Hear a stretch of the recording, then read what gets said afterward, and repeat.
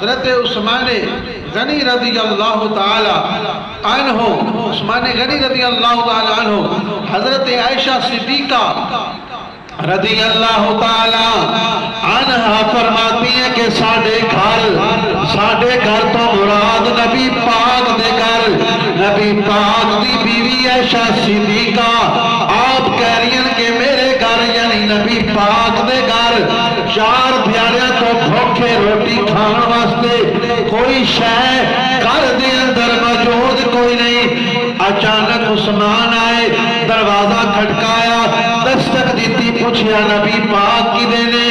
حضرت عائشہ صدیقہ نے، بلکہ تھوڑی دیر بعد نبی پاک آئے، 4 دن تو فاقہ ہے، حضور گھر آئے اور پوچھیا کہ کچھ گھر وچ کھانے واسطے ہے؟ جواب ملیا کہ گھر دے اندر کھانے واسطے کچھ نہیں۔ حضور اتھوں نہ پیرا تو پلٹے، قدمہ تو پلٹے، مسجد نبوی دے اندر آ کے دعا مانگ رہے ہیں۔ کی کر رہے ہیں؟ دعا مانگ رہے ہیں۔ عثمان غنی اس تو بعد آ کے دروازہ کھڑکایا، پوچھیا نبی پاک کدھر گئے؟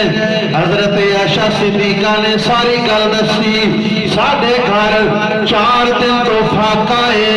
عثمان غنی رضی اللہ تعالیٰ عنہ وہ ساری کہانی سن کے اپنے گھر گئے، اناج گندم کھجوراں اور نال بھنیا گوشت تیار ہویا کھانا میں نال لیا اور بارگاہ مصطفیٰ حضور کے گھر تشریف لے آئے، کھانا پیش کیتا، واپس چلے گئے عثمان اور حضور پھر دعا مانگ کے مسجد نبوی جو گھر آئے، گھر آ کے ویکھیا اتنا کھانا اتنا اناج گھر دے اندر موجود ہے۔ پوچھیا عائشہ کدھروں آیا ہے؟